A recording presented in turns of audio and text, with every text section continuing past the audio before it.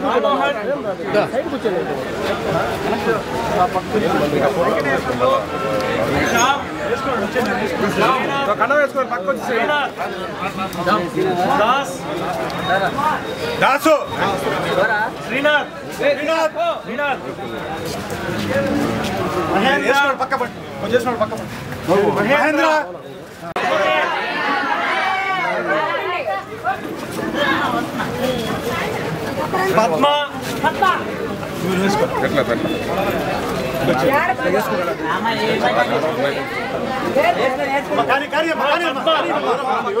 Meenakshi, Bhavani, రాండమ్మ fast Sujatha, Ravanamma, Rajeshwari,